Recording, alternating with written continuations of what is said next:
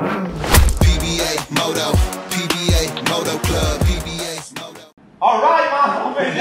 Welcome back! Yeah! Welcome back! Ang bilis ang transition!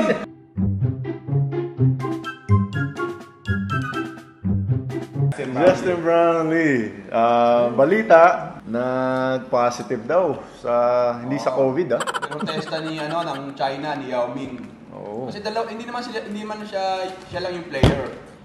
Isa rin sa player Jordan. Sa Jordan, oo. May kadamay. Ito nga yung reklamo sa Facebook. Sabi daw, bakit daw yung dalawang nag-finals pa yung may nag-positive? Para daw hindi matanggap ng China. Ang pagkatalo nila, gumawa sila ng paraan na may... Hindi na sinabi, oo. Hindi na nakababasa ko. Tapos na yung liga, bakit nila pa, di ba? Ginawa ng issue. Hindi matanggap eh. Baka, diba? Hindi natin alam yun, di ba? Kasi nga, di ba, dami din reklamo ng mga, natin, ang sama daw ng pag-treat nila sa mga Team Philippines. Nung nandun sila sa... Gano'n, hindi nabalitaan niya. Parang narinig ko kay Boss Alyo na... Sobrang daw, bro. Yung treatment nila ng mga players doon sa lugar. Gano'n. Iba. Yung kay Justin Brownlee, anong effect nung tinira niya ba? THC daw eh. So, pag THC, sa marijuana. Okay, so ang tanong ko sa'yo, galing tayong Canada. Legal dun. Normal ba yung mga tao o abnormal? Lahat high. Normal lang nakasalubong natin. Mabait! Di ba? Mababait. Mabait. Kanya-kanya. Teka, lang. kasi kanya-kanya trip, Pag nagmariwana ka ba, bibilis ka? Wala bro. Tataas ba yung talon mo?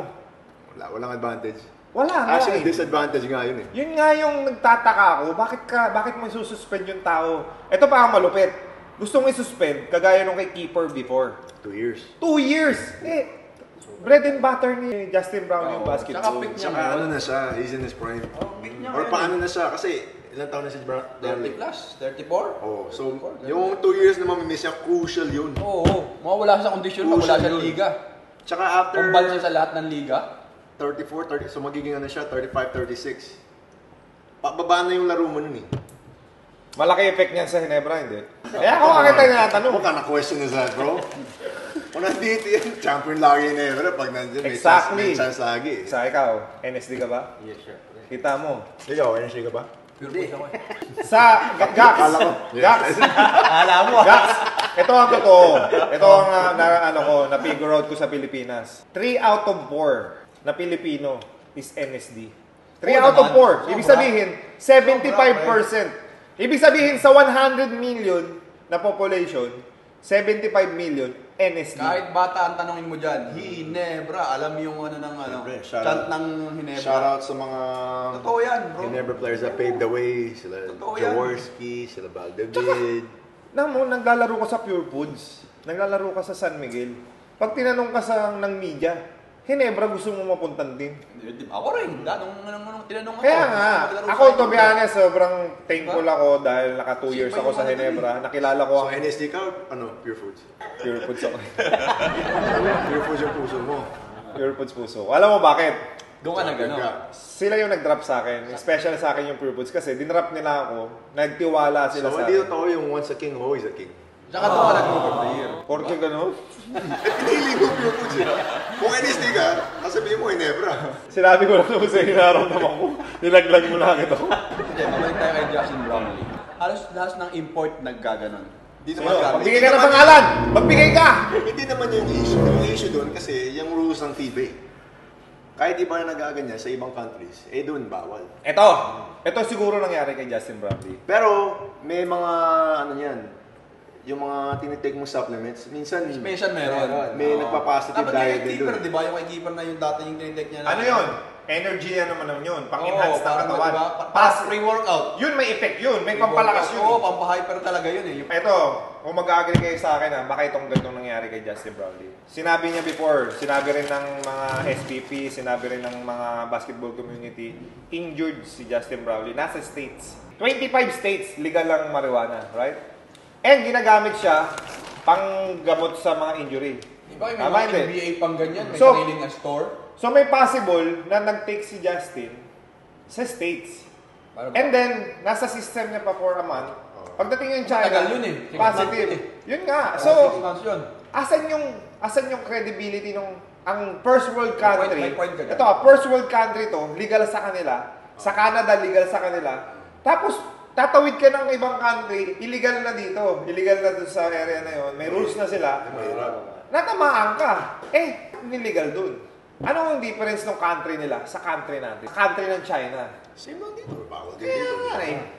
Yun nga ang sinasabi ko. Baka nilibas nung after nanalo na. Ang pagkakaintindi ko, after daw ng championship sa kanila. Magte-test sila.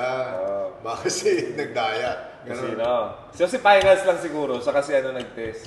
Alam mo, nasasaktan ako kasi mabait na tao si Justin. Ayun, nakasama nyo yan. Naging teammate ko yan. Ito, ulitin ko yung ABL champion namin dahil kay Brownlee yun. There's no doubt. And, Hindi, Baldwin. siyempre si Balkman tumulong. Maganda pero yung tandem nila eh. maganda yung tandem ni Balkman sa ni Brownlee. Kami, support lang talaga kami. Wala kang ginawa eh. Unfortunately, na ACL ako nung semis namin. Pero may ginawa ako. Pinaabot ko ng semis. Alright? Pero na-injured ako eh. Siyempre, accident yan. Yun nga, sabi ko nga sa inyo, paulit-ulit na yung injury ko. Kaya nung after ng ABL, nag-retire na ako. And, Pero balita, you're coming out of retirement ah. never know. Nasasaktan ako kasi, ito nga, lahat na naging import ko sa 10 years professional basketball ko 10 years. Siyempre sa 10 years, ilan na magiging import ko at least? 10 to 20? Kasi dalawang conference. So meron akong 20 na imports. Depende pa yan kung magaling. Kasi kung hindi, Pinapaltan. So at least nga 20 na import. Kasama si Justin Brownlee dun. Ngayon, sa 20 na import, sinong favorite ko? Justin Brownlee. Alam mo bakit? Meron akong import dati. Hindi ko napapangalanan. Import to. Kumain kami sa Jollibee. Hindi sumama. Ew, sabi niya. Kumain kami sa karinderya. Sabi niya, what you doing, Rico? Come on. Oh, you're so ridiculous. Sabi niya ron. Ayaw kumain sa mga ganun. Nag-hotel kami. Yung mga 2-star, 3-star hotel lang. Ayaw. Sanay sa pangmayaman. Eto na. Pumasok na yung Justin Brownlee sa sistema namin. Walang arte. Kumain sa karinderya. Kain din. Kain ng talong. Kumain ng... Nakita ko, kumakain ng balot eh. Kumain ng barbecue. Kakalo. Oo, sa video niya sa Ginebra na Si Junjun. Nasasaktan kasi talaga ako pagka may mga naagrabyado. Kaya nga dito yung PBA Moto Club natin, ipoprotect natin yung mga players natin. Tayo magiging tulpo sa Pilipinas ng basketball community. Yung bungo ka. Dalawa na yung maglalaban, Sean Chambers, yan. saka pero magkaiba sila ng era. Pero lamang ata si Justin kay Sean. Pero Sean is good also. Guys mo, naabutan mo si Sean Chambers? Hindi. Kala ko naabutan mo si Sean Chambers. Ako high school pa ako. Hindi. Pero hindi siya nakasama sa Gilas eh. Hindi naman siya nag-naturalize. Gusto daw nating gawa ng rebulto. Si Justin Brownlee. Parang Bago lumabas yung issue. Tapos, nung lumabas yung issue, nawala yung rebulto. Actually, wala pang sanction. Sabi daw, may nagsasabi na 2 months lang daw ibibigay na sanction. Sana. Kasi ang hirap pag 2 years, bro. Mahirap yung 2 years. Walang pamilya Masyadong niya. ano yun, bro. Yung kay keeper ba, 2 years, no? Talagang stop siya, no? Hindi ko natandaan eh.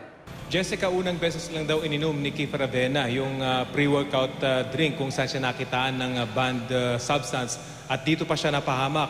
Bagamat isa daw itong honest mistake, ay inaako niya ang pagkakamali. Mahigit 3 buwan matapos i-test, inanunsyo ng Samahang Basketball ng Pilipinas na nagpositibo ang Gilas Pilipinas at PBA NLEX team player Keith Ravena sa 3 substances na ipinagbabawal ng World Anti-Doping Agency. Isa si Ravena sa mga napili para sumailalim sa random test matapos nilang talunin ng Japan sa FIBA Asia Qualifiers nitong Pebrero sa Mall of Asia Arena.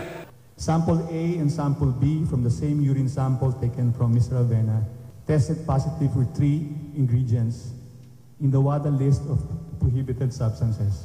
I would just like to clarify, these are banned substances based on WADA list.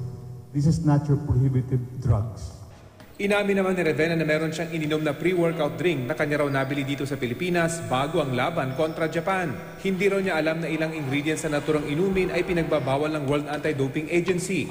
Hindi rin daw ipinagbabawal ang naturang inumin sa bansa. I regret taking this pre-workout drink without analyzing and taking extra time to know what its ingredients are. I am a responsible man I will face the consequences no matter how painful and life-changing it may be. Hindi ko rin naalala, pero naging issue din yung kay Keeper. Tawagan nga natin si Keeper. Bakit pinipigilan mo ako, ha? Pinipigilan mo ako. So, ito yung scenario ng PBA Moto Club. Parang kasama natin sila sa inuman session natin, sa kwentuhan session natin. Nakakaisang pa nga lang eh. Uy, pang-10 na to. Angat lang. Sampung tagay. Wala na tayong 10 beer dyan.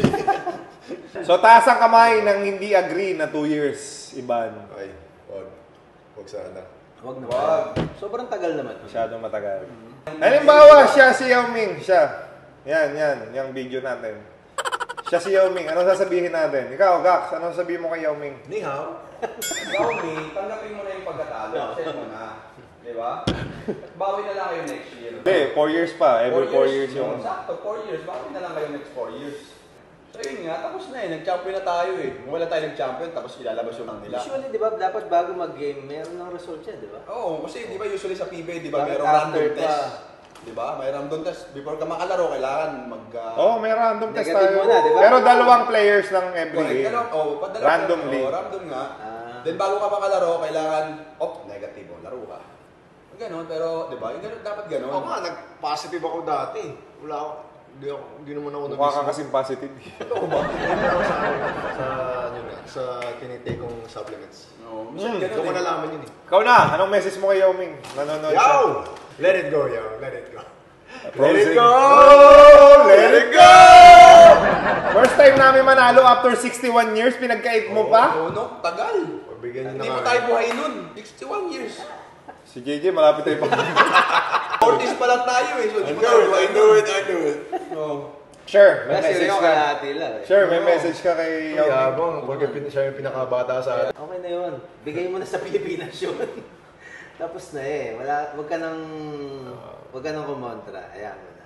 Player din si Yao Ming. Siyempre, kawawa naman si Justin Brownlee kung masasanction siya ng 2 years, di ba? Sobrang kasing big deal sa China yun, bro eh. Yung nabash yung team talagang nabash. Yung parang nangyari kay Coach Choi. Hindi ba Ano nangyari sa team nila? Baka nyo na ng 18, tinalo pa kayo. Bakit natin sinisisi si Yao Ming? Siya ba? Siya ka nag-ano eh. Oh, Mr. Yao Ming.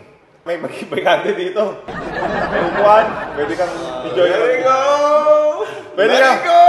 Mr. Yao Ming, pwede ka mag-join sa amin sa kwentuhan session namin. Dala ka lang ng I-justify mo yung ginawa mo kay Justin Brownlee. Kung ikaw talaga yung nag-utos na sabihin na positive yung naturalized player namin. Dahil pag tinira mo si Justin Brownlee, para mo na rin tinira ang buong Pilipinas. Dahil yung suporta namin kay Justin Brownlee, lahat kami. Sa naturalized player si Justin, di ba? Kumbaga parang Pinoy na talaga siya, Noipi na siya talaga. Correct. Can't nobody see me when I ride, that's the truth.